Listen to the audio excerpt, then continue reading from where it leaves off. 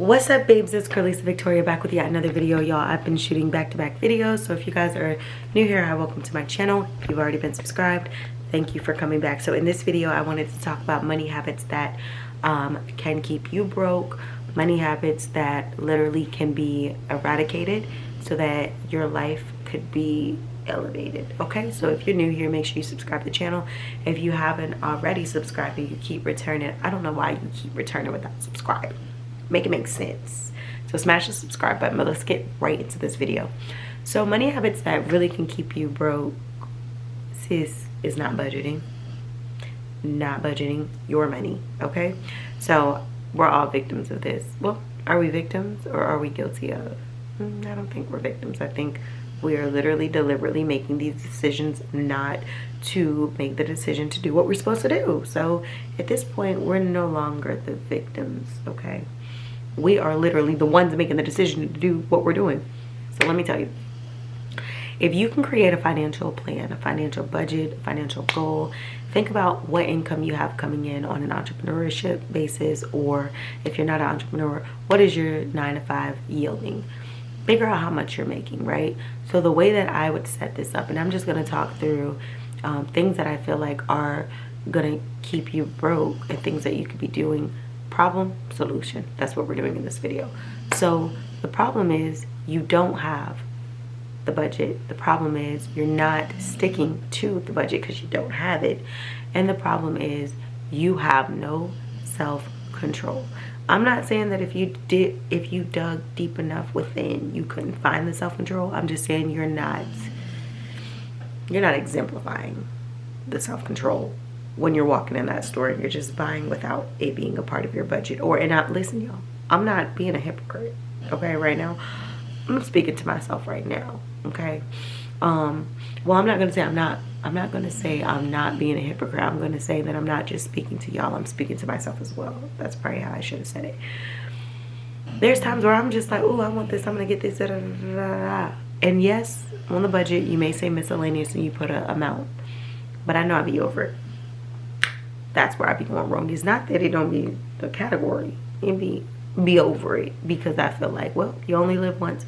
Well, no, sis, I know you only live once, but having a budget, having a financial goal for the month, for the year, it's not about saying that, oh, I don't have the money to do this. It's about discipline and consistency and making sure that you allocate properly and make sure that you're not overdoing things. Set goals, because when you have small and then you end up having large, you're running multiple companies, you're doing all of this, you don't want to carry in those mistakes or those habits that you were forming on a smaller basis.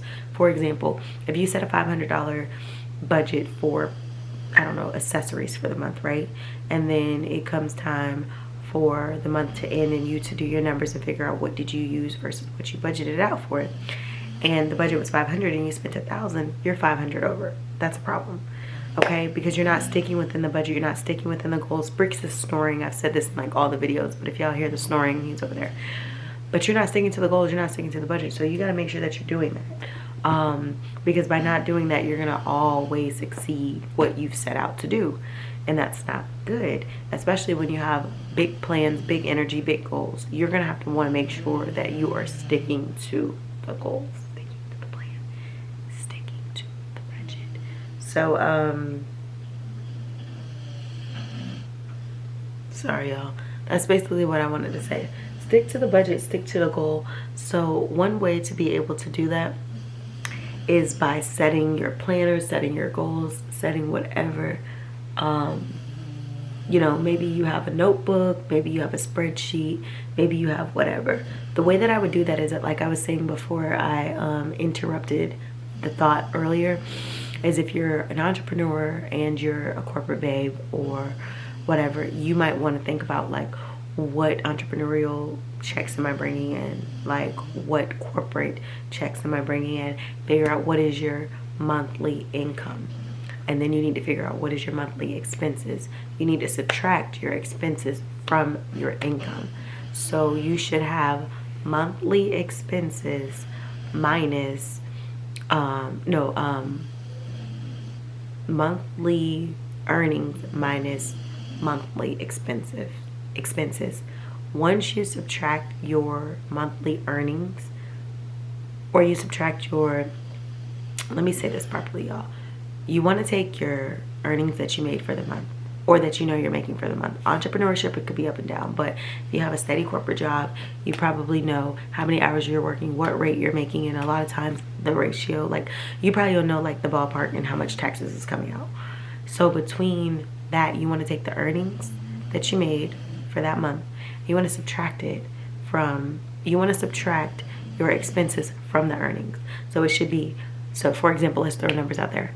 If you made $5,000 this month and your bills cost you $3,000, then $5,000 minus $3,000, because you're taking earnings, which you earned $5,000, minus expenses, which your expenses are your things like your rents, your mortgage, your car notes, your cable bill, those things, right? So you're taking how much you earn, $5,000, minus what you have to pay out for the month, $3,000, right? You're left with $2,000. That $2,000, you have to figure out, how do I allocate the $3,000 or the $2,000 remaining? You want to definitely, if you don't have an emergency fund, you can always start. The time to start an emergency fund is now. That's for miscellaneous things that could come up in your life that you didn't prepare for, didn't plan for, but you have this emergency fund if an emergency occur. And sis, bring it in, girlies. My girls who like to shop, my girlies who like a good bag or 2 or 3 and a pair of heels. Let me say this. Come on, bring it in, sis. Bring it in. I need you to lean into the camera because I have to tell you something. An emergency is not, oh, I was just in the mall and I seen that bag. I didn't know it was here, so I had to get it because it was an emergency because it might not be here tomorrow. Baby, that's not the emergency I'm talking about. That's not the one. That's not the one, sis. I'm talking about the emergencies like you're driving and your tire blows out and you have to repair your entire tire because it's not patchable. Or you don't have a spare tire, so you have to go buy a tire for $100. $60, whatever. You want to have your emergency fund tucked away for things that you are prepared for that you didn't prepare for. You see what I'm saying? You're prepared because you saved the money, but you didn't prepare for the incident to occur.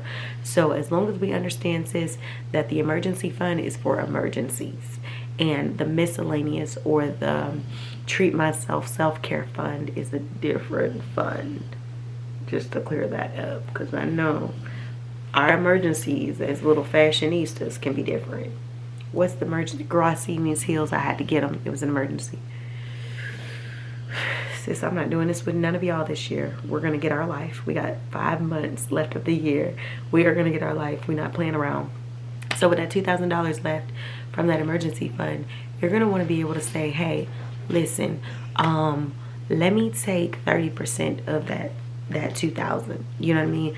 Let me go ahead, because I mean at that moment you have already paid all your bills.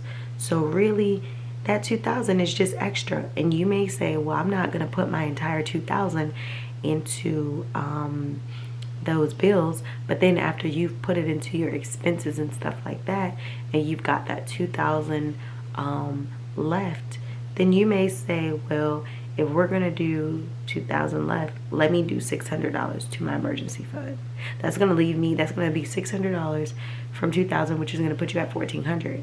So now that you've put your savings away, maybe you're in a situation where you say, hey, I got 3 things on my credit that I need to fix. They're all $300.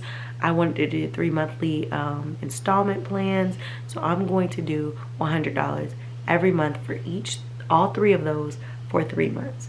Well, if you did that, that's a total of $900 that you're going to need over those 3 months. But say that you've only made, so now that we've subtracted the $600 from the $2,000 and we got $1,400, you're spending $300 a month now until you pay off the 3 things, right? And if that's yielding you $300, if that's subtracting $300 from that, then we're going to take that $1,600 and we're going to minus the $300 that you're going to pay for those 3 services or those 3 credit factors that you wanted to pay $100 per month. So you're going to take only $300, not the full 9, because you're breaking it up in an installment of 3. So then you'll take the $300 you'll subtract it from the 1,600, and that's what's going to get you where you need to be. I'm gonna go ahead and let me see. Where's mine? I thought I brought yeah, I did bring a pen over here. So I'm gonna take one of these pieces of paper and I'm gonna write out what I'm saying, because I know some people could be visuals. People want to see things, right? So I'm gonna write it on here and show you guys the example. So let's start back. Say monthly earning, right? Monthly earnings, right? We're just gonna put 500, right? Okay, so y'all can see that? I hope y'all can. Sorry, y'all. Storage filled up and I dropped the paper. But anyway, $500, right? That's your monthly earnings, right? So this is everything we're talking about. I'm just putting it, I mean, not $500, 5,000. What am I thinking? 5,000. I'm just trying to put everything on the paper to show you what we were talking about. And then we're gonna say minus, I'm gonna just put a big minus sign so you can see the formula. Expenses, we said expenses were gonna be considered, what, 3,000, right? And that's covering all those things, right? So then you're going to draw a line. Well, I'm just drawing a line to just show you guys. And then we're left with 2,000, right? Because once you do earnings minus expenses, you're going to be left with the 2,000. So then the 2,000, we're going to do minus 300. Well, no, minus 600, because remember, let me cross that out. Remember we said that we were going to put 600, also known as 30% of 2,000. That was what we were going to use for our emergency fund, right? 2,000 minus the 600, that's going to give us 1,400. And then let's say we want to say we're going to minus 300 for credit. And remember we said we were going to do 3 installments of 100 for 3 months. So 3 times 3 is 9. So you know that that's a total of 900 over the course of 3 months. If you divide 900 by 300, you get 3. So that's where we're breaking up the installment. So then you'll do 1,400 minus 300, right? Now the 14 minus 300 is going to give us 1,100. Now you're like, geez, let me go spend all that. Well, one more thing to think about. Assets. Assets are things that are going to add value. Liabilities are things that are going to take value away. It's things that are going to be risky, right? So if you have assets, that's going to literally benefit you. So you may say, well, I got $1,100, I can go shop. But let me tell you this, you can be placing some of this money into one of your money market accounts, Roth. You could be placing some of this money into stocks and bonds. The thing about it is, when you sit your money in a bank, you're really not accruing any interest. If anything, you're accruing fees. When you sit your money in stocks and bonds and things like that, especially if you have a lot of accounts at once, it's not likely that all of your stocks are going to go down at the same time. Therefore, say one stock company goes completely, it plummets, and you have 7. 6 of them are not likely to plummet in the same time frame or day. That's like a lottery type of situation, right? So you know that you're still going to be getting a ROI, which is return on your investment. If you're putting $100 in to your money market account that doesn't have any tax penalties and it's tax sheltered and all that type of stuff, and you're putting $100 into a bonds account, not money market, but you're putting it into a bonds account, and the market rate is 4%, you're yielding 4% off of that amount of whatever every single month. Therefore, you're getting a positive 4% return on however much you have as the months continue to go, assuming that the market rate is 4%. So you might want to say, hey, let me go ahead. I don't want to do too much money, but let me go ahead and put $200 into my bonds account, you know, or my stocks. Say you might want to say, let me put in my bonds account, my stocks account, and my money market account. By the time you do all that, you sat a little bit of money. Maybe you did like 75, 75, you know what I mean, and 50 into one of the accounts, and you put your 200 like that, and now you're left with 900. Well, maybe that 900 is like, oh, now this is what I'm going to use for spending money this month. I'm going to go get my nails. I'm going to go get my toes. I'm going to go get my lashes and brows done, right? So you might say, okay, all together, all of that stuff's going to cost me 200. And then by the time you subtract 900 minus 200, or let's say 300 realistically, for some people, it depends on where you go and what you get done. I would say all of those services can range somewhere around 2. So for me, my nails are typically right around 50. My pedicures are normally 40 because I only do gel pedicures. I don't do the basic ones. And normally if I did a regular pedicure, the regular pedicures for like 25, they add a $15 gel charge. And then for my nails, they're $50. They're S&S. That's already $100. For my brows, they're like $10. But I'm gonna start doing my own brows. My lashes, I may eventually do my own as well. But that's $110 for me so far. And then my lashes are normally $39, and I give them $40 normally, so $1 up. So that's $150 for me for all of those services, assuming that I get them done at the same time. There's times where my brows can go a month or 2 and don't need to be redone, right? So that's not a reoccurring expense every month. Or luxury every month. Or my nails can last me 6 weeks, which means that I'm gonna get, you know, into the next month, and then we do again. Or my toes, my nails and my toes are the ones that are done at least once a month, and my lashes are done like twice a month, like 2 times every 2 weeks or so. So even with me saying 2 times a week for the lashes, I'm gonna go ahead and add an additional $40 to that $150 since I have to go back twice, and that puts me at $190. And let's just say we're tipping $10 from those services. That's $200. So for me, I'm gonna say 200 because I realistically will spend about 200. Y'all might be spending more depending on if you get clusters. I get clusters, or if you get individuals, that prices can vary for lashes. So say that you go do your self-care / luxury, and that's what you wanted to do for your self-care. Then you're left with $700. And then say you want to take yourself out to eat once or twice in the month because you've been cooking, then you could say, okay, I'm gonna give myself a $50 budget because all I wanted to do, you know, was go to a little restaurant, and the most I want to spend is like $25 on my plate or whatever like that. So give yourself like a I'll say a $50 budget, because one restaurant you might not even, it might just be takeout. You might not even want to sit there. You might want to call it in, pick it up, and then you're left with $650. That's $650 that you're left with. That's after you have done all of these things. So with that $650, it can go miscellaneous. That $650 can go into speeding up the process of additional things. For example, you can put that $650 toward more of your stocks and bonds. You can put that $650 toward more of your installments for your, maybe you don't want to do the full $900 because you want 3 installments.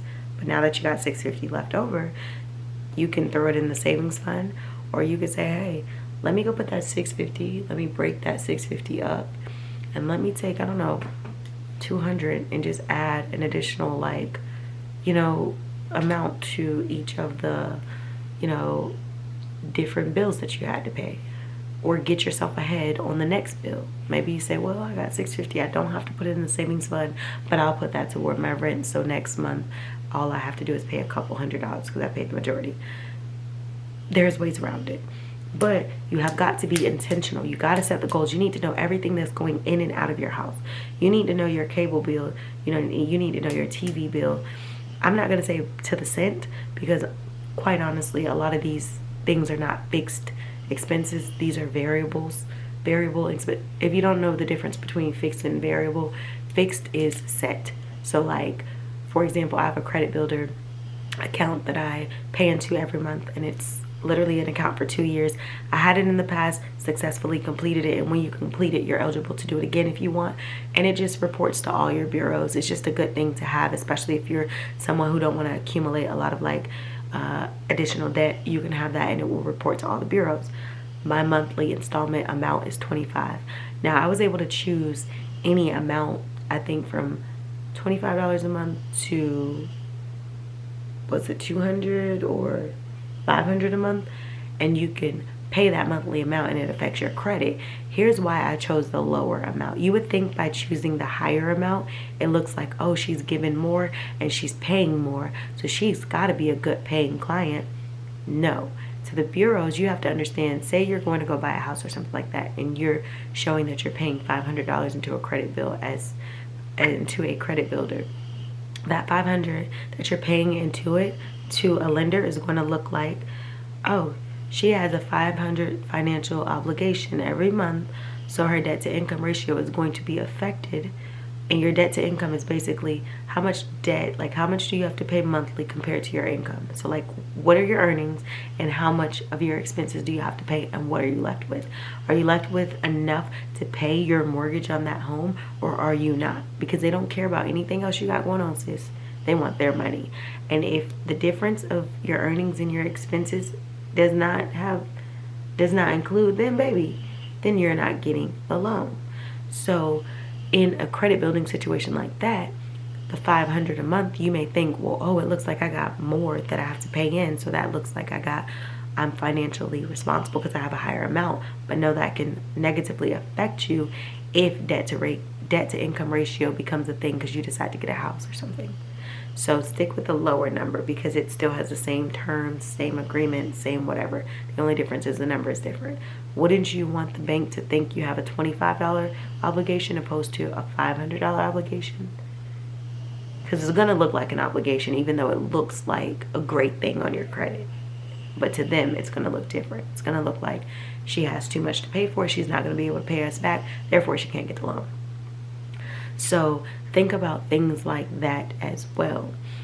Having your builder accounts and just making it make sense. You have to create a lane. You have to create financial obligation, responsibility. And like I said, fixed is set rate. So for example, like I was saying, the example I just gave you, the fixed rate would be the $25 every month. I know every single month I have to pay them $25. So you want to keep that in mind, that fixed is a set number. Variable, it varies. Your rent, your mortgage, normally, unless your landlord or, something happens to where your interest rates go up, that's not going to change. It's fixed. So if you're paying $1,000 in rent every month, it's going to be $1,000 for the whole year, right? But if you have a variable expense such as your TV bill or your electric bill, those vary. The TV bill could be like, maybe you had a package that you were eligible for at some point that, was lower, and then that package went away, so now you have to spend more. Or maybe you have electric where you said, bruh, we're in the cold months, even though we're in the summer months. Now, so say we're in the summer months, so in the cold months, you don't blow your AC that much because it's cold. You don't really need to. In the summer, you're blasting that thing full throttle. So in summertime, your electric bill is going to get higher than it is in the winter. In the wintertime, you may be feeling like, not necessarily because you could be putting on the heater, but it depends on how cold your wintertime is. If it's not that cold, you might be like, well, I could just not set the temperature at all. But in the summertime, if it's like 100 degrees outside, baby, you're blasting the AC. So you can expect a higher bill. Those are variables, right? Because your usage this month could be different from your usage next month. Could be different from the usage 6 months from now. That's variable. So make sure that you know your bills to a T, but know whether each of those expenses are variable or fixed. Knowing the fixed is definitely going to help you be more solid in what's due every month. The variable aspect of it a lot of times won't be too far off the marker if you're consistently doing the same things, same habits. If you don't use your lights in the daytime because you use natural lighting, you do that every month, you can almost expect throughout the summer every month, if that's what you do, you blow your AC. At certain times of the day, you cut it on. Certain times of the day, you cut it off. You're likely to end up around that same number. Variable, it will be a variation there, but it will be likely to be around that same, because it's a consistent thing that you've been doing. So make sure y'all stay up on that. That's the tea, that's the gag. I was just trying to fill y'all in on the razzle dazzle. But yeah, so that's just to put y'all on to some info and keep y'all in the loop. So make sure y'all stay on top of it. And confidence is key, like we just mentioned in the other video. But that is something that's going to keep you broke, not knowing what you have going on. Another thing that's going to keep you broke, y'all, and I know the lighting is changing because it's getting darker outside. I've been filming a lot of videos. Another thing that's going to keep you broke is you not, like, not only do you want to set the goals, like I said before, but if you don't see nothing wrong with your habits, then you're going to stay in the same position. You have to be the changes that you want to see. You can't sit here and say, well, I'm in this situation, and you're not making the changes. When you're sick and tired of being sick and tired, you will make changes. So if you're tired of all of those things, boss up, do different. The time to be great is now, okay? The very best time is today. The second best time is going to be tomorrow. But choose today. Why put off what you can get done today for tomorrow when tomorrow's not even promised? So definitely, and keeping your broke is definitely not only a financial thing, it can be a mindset. If you think poorly, you're going to produce poorly. You're going to be poor. You're going to make poor decisions. But if you think rich, you're rich in your mind before you're ever rich on paper, before you're ever rich by numbers in a bank account, before you're ever rich to the world. You have to be rich in your mind. You have to have a millionaire mindset. You have to already see yourself as such. You have to envision yourself as your highest self before you become her, or you become him, in order to accomplish what it is that you are aiming to accomplish. If you never see yourself as such, it's going to be hard to discipline yourself and be consistent when you already don't see yourself as all of that. So make sure you guys like, comment, share, subscribe, do your thing, be great. And I think that's all I have to say today, baby. And I'll see y'all in the next video. Like, comment, share, subscribe.